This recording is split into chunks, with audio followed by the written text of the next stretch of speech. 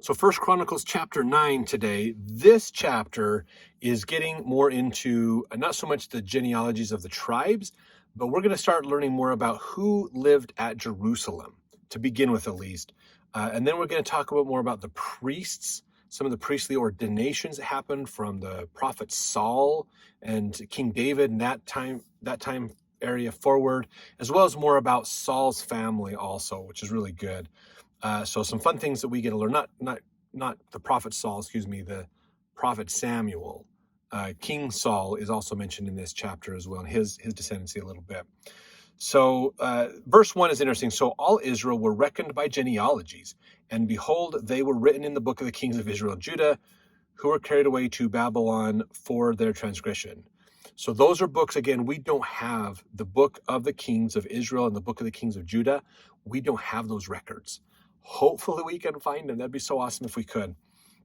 But remember that the lines of these kings pretty much almost completely came to an end during the Babylonian conquest about 586 BC, basically. Right around in that time frame is a little bit after 600 BC was when that when Nebuchadnezzar basically said, enough, I'm not dealing with this revolt that you guys are doing, came in with King Zedekiah, whom he put in power and annihilated the place, basically. That was kind of a massive turning point in the Old Testament, was that event. It was right there at the end of 2 Kings. So the genealogies kind of come up to that point. Now, if remember, we do have a genealogy of the king of Judah that does continue. And that's important because in Matthew, in the New Testament, we learn that continuation to understand that Jesus Christ is a literal descendant of David, which fulfills the prophecies of the Old Testament, which is great. So then we get into more of understanding Jerusalem and what happened. And verse 3 has some really good insight. Jerusalem dwelt the children of Judah and of the children of Benjamin and of the children of Ephraim and Manasseh. So Jerusalem and the surrounding areas had these four of the tribes of Israel there. Most of it was Judah, but a lot of the tribes of Joseph came along with Judah, basically.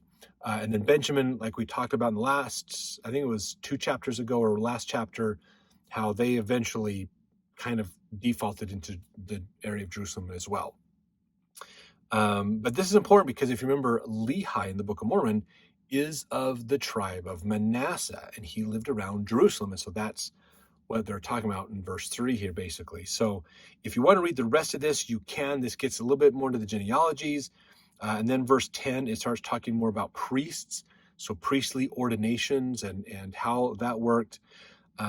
If you have gone through 1st and 2nd Samuel and 1st and 2nd Kings, you're going to hear a lot of similar names.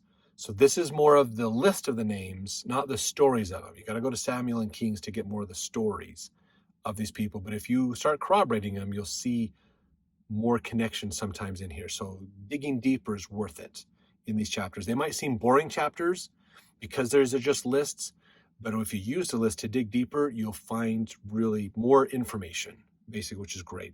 So that's what we get to talk about in this chapter here. So let's jump to the next chapter to continue to learn more.